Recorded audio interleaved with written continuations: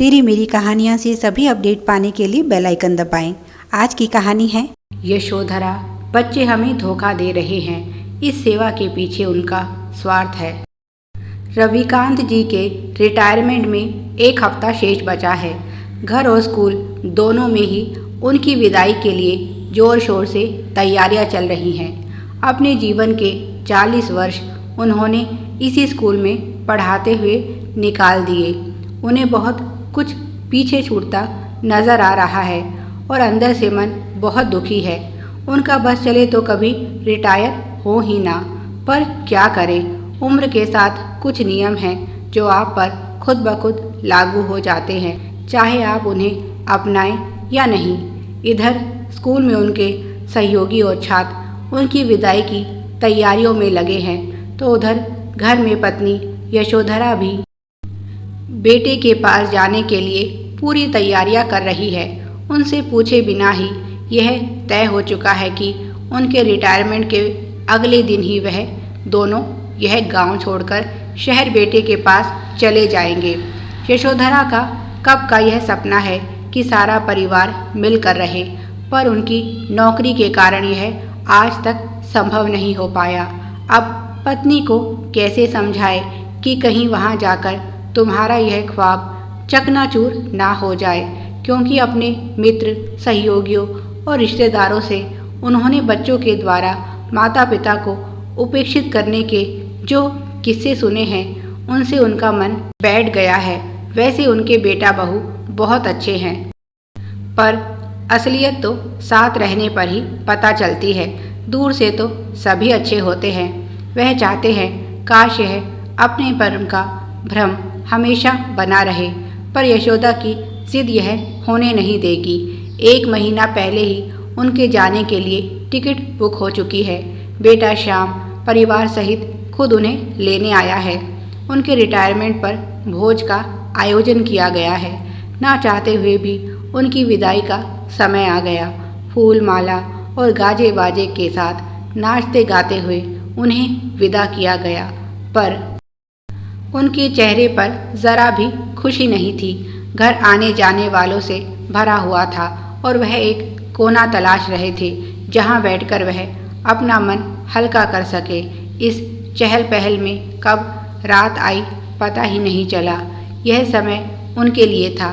सारी रात वह खुले आसमान के नीचे तारों से भरा सुंदर दृश्य देखते रहे और सूर्य की पहली किरण के साथ ही फिर वही चहल पहल शुरू हो गई। लोग मिलने आ रहे थे और उन्हें गांव आते रहने के लिए कह रहे थे। कुछ का तो यह भी कहना था कि शहर जाकर कौन लौटा है, जो मास्टर जी वापस आएंगे, देखना वहाँ बेटा बहू इनकी खूब सेवा करेंगे और यह इस गांव को भूल जाएंगे। यह उनका गांव में सम्मान ही था कि लोगों का एक हुजूम उन्हें स्टेशन तक छोड़ने आया। उन्हें आज एहसास हुआ था कि वह भी एक लोकप्रिय शख्सियत है, कम से कम अपने गांव में तो हैं। अगले 2 दिन आराम से बीते और तीसरे ही दिन शाम बोला, पिताजी आपके रिटायरमेंट के सदुपयोग का मैंने एक उपाय ढूंढ निकाला है। और वह उनका हाथ पकड़कर बाहर वाले कमरे में लाया, जहां 5 बच्चे अपनी कॉपी किताबों के साथ बैठे उनका इंतज़ार कर रहे थे। उन्होंने हैरानी से बेटे की तरफ देखा तो वह हंसते हुए बोला, जानता हूँ आपके अंदर का जो मास्टर है वह कभी रिटायर नहीं हो सकता। आपसे शिक्षा पाकर इन गरीब बच्चों का भविष्य संवर जाएगा और आपका भी मन लगा रहेगा। साथ ही साथ आपका बहुमूल्य समय जो व्यर्थ की बातों में खराब हो सकता है, उसका भी सदुपयोग होगा। और वह बहुत खुश हुए और अब उन्होंने आसपास की झुग्गियों में रहने वाले गरीब बच्चों को पढ़ाना शुरू कर दिया।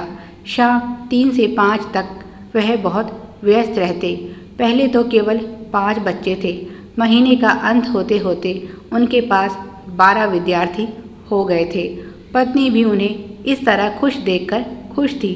1 घंटा वह रात को नियम से अपने दोनों पोता पोती को भी पढ़ाते। बेटा बहू नौकरी करते थे। घर में करने के लिए कुछ काम नहीं था। झाड़ू पोछा काम वाली कर जाती और खाने के लिए बहू ने खाना बनाने वाली लगा रखी थी। बस सुबह का नाश्ता बनाना होता था, वह भी बहू मालती खुद ही बनाती।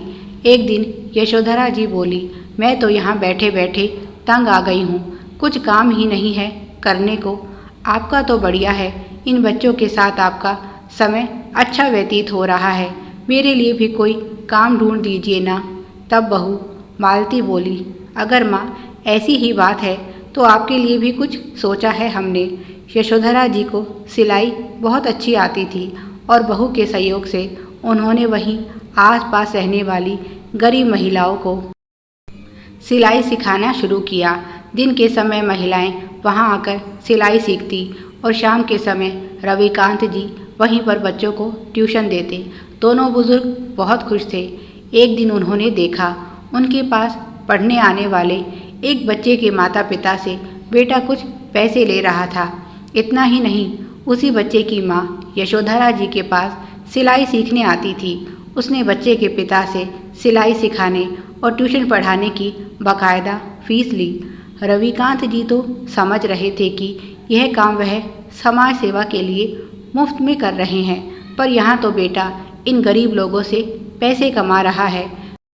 मेहनत उन दोनों की और जेब भर रही है बेटे बहू की। आज वह बहुत विचलित हो गए और रात को पत्नी यशोधरा से बोले, यशोधरा, हमारे बच्चे हमें धोखा दे रहे हैं। इन्होंने हमारी सेवा करने के लिए हमें यहाँ नहीं बुलाया, बल्कि अपना स्वार्थ सिद्ध करने के लिए बुलाया है। यशोधरा जी बोली, आपको ऐसी गलतफहमी क्यों हो गई है जी? बच्चे हमारा कितने अच्छे से ध्यान रख रहे हैं, हमारा मन लगा रहे, इसीलिए गरीब लोगों की सेवा करने का भी हमें अवसर दे रहे हैं। रविकांत जी बोले, वही तो, हम कोई सेवा नहीं कर रहे यशोधरा, क्या तुम जानती हो? हम इन्हें जो शिक्षा दे रहे हैं उनका बेटा बहू इन लोगों से पैसा वसूलते हैं।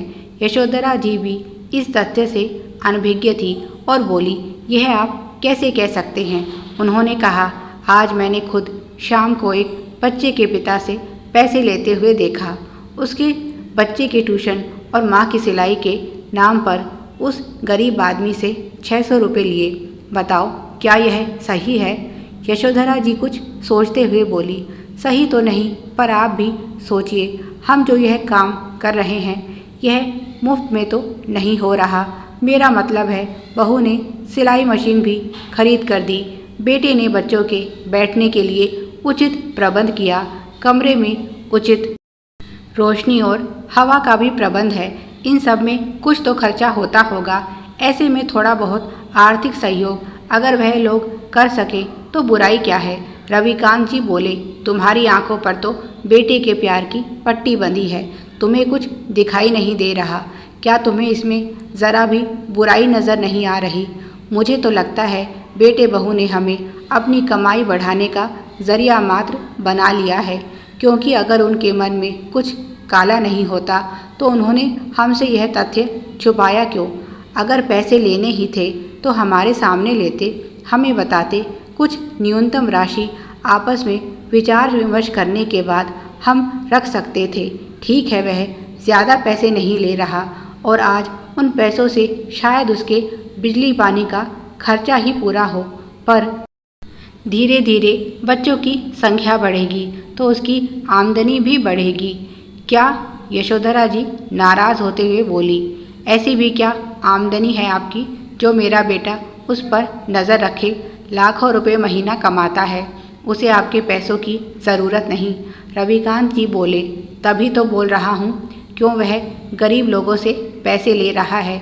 दोनों में इस बात को लेकर बहस हुई और एक दूसरे से नाराज़ होकर दोनों मुंह फेर कर सो गए।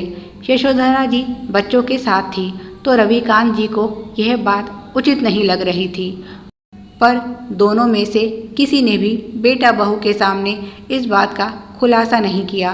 15 दिन के बाद शाम एक दिन बहुत सारा सामान घर लेकर आया और रविकांत जी से बोला, पिताजी, आपके विद्यार्थियों के लिए कुछ स्टेशनरी का सामान और कॉपी किताब लाया हूँ। जो विद्यार्थी कक्षा में अच्छा परफॉर्म करता है उन्हें आप इन्हें इनाम के तौर पर देना। इससे बच्चों का उत्साह भी बढ़ेगा और उनमें कंपटीशन की भावना भी बढ़ेगी। और माँ, कुछ ही दिनों में आपके लिए एक सिलाई मशीन और ला रहा हूँ। आपको भी उन महिलाओं में से जो सबसे काबिल और ज़रूरतमंद लगे उसे उपहार में वह सिलाई मशीन दे देना। यशोधरा जी बोली, बेटा, इतना खर्चा करने की क्या ज़रूरत थी? पहले ही हम इन्हें फ्री में इतना सब सिखा रहे हैं, अब यह मुफ्त उपहार बांटना क्या सही होगा? श्याम बोला, चिंता मत करो माँ, इसमें हमारा कोई खर्चा नहीं हुआ है। यह सभी पैसा इन्हीं लोगों का है। दरअसल कुछ माता पिता ऐसे हैं जो अपनी खुशी से इस नेक कार्य में आर्थिक सहयोग करना चाहते हैं। बस यह उन्हीं का पैसा है जो उन्हीं के काम आएगा। यशोधरा जी ने खा जाने वाली नज़रों से पति को देखा, जैसे कह रही हूँ, देखा मेरे बेटे का बड़ा दिल, और तुम्हें लग रहा था यह इन गरीब लोगों से पैसे बना रहा है। रात को दोनों में जमकर लड़ाई हुई। रविकांत जी बहुत शर्मिंदा थे। उन्होंने पता नहीं बेटे के बारे में क्या क्या गलत बातें सोच ली थी। यशोधरा जी बोली, यह सब तुम्हारी गलत संगत का असर है। ना जाने लोगों ने कैसी कैसी उल्टी सीधी बातें अपने बच्चों के बारे में तुम्हें सुना दी है, और तुम उन्हीं बातों को हमारे बेटे पर लागू करते हो। तुम्हें ज़रा भी भरोसा नहीं अपने बच्चों पर। यह तो अच्छा हुआ जो यह बात तुमने उनके सामने नहीं कही थी, नहीं तो क्या सम्मान रह जाता उनके मन में हमारे लिए। सोचो उनका कितना दिल दुखता। ज़रूरी नहीं कि हर संतान बुरी ही हो। आज भी ऐसे बेटा बहू हैं जो अपने माता पिता का न केवल अच्छे से ख्याल रख रहे हैं, बल्कि उन्हें बहुत प्यार करते हैं। सभी मतलबी और धोखेबाज नहीं होते, और ना ही अपने बूढ़े माँ बाप को छोड़ जाते हैं। आगे से फिर कभी अगर मेरे बच्चों के बारे में कुछ भी उल्टा सीधा कहा तो मुझसे बुरा कोई नहीं होगा। माना दुनिया बहुत खराब हो चुकी है। आए दिन हम बच्चों द्वारा माता पिता को प्रताड़ित करने की खबरें सुनते हैं, पर ऐसी नकारात्मक बातों का प्रचार करने के साथ साथ ऐसे बेटा बहू की खबर भी दिखानी चाहिए जो अपने बुजुर्गों का सम्मान करते हैं और उनकी सेवा करते हैं। क्योंकि अगर बुराई के उदाहरण हैं तो अच्छाई के उदाहरणों की भी कमी नहीं है इस दुनिया में। बस हमारी सोच पर निर्भर करता है कि हम किसे चुनते हैं। एक ही गिलास को कोई व्यक्ति आधा भरा हुआ भी बता सकता है और कोई दूसरा व्यक्ति उसे आधा खाली भी बता सकता है। यह केवल उसका अपना नज़रिया है। सच्चाई तो पूर्णता में ही है। और आगे से रविकांत जी ने अपने बच्चों पर शक करना छोड़ दिया और यह परिवार हंसी खुशी मिलकर रहने लगा, जहाँ बूढ़े माँ बाप का सम्मान भी था, बच्चों के लिए प्यार भी और रिश्तों के बीच अपनेपन की मिठास भी। आदरणीय दर्शकों, आप सभी की सुविधा के लिए चैनल पर सैकड़ों कहानियाँ विभिन्न प्लेलिस्ट के रूप में उपलब्ध हैं। उन्हें भी पढ़ें और इसी प्रकार अपना स्नेह दें। Please like, share and subscribe. देखने और सुनने के लिए बहुत बहुत धन्यवाद।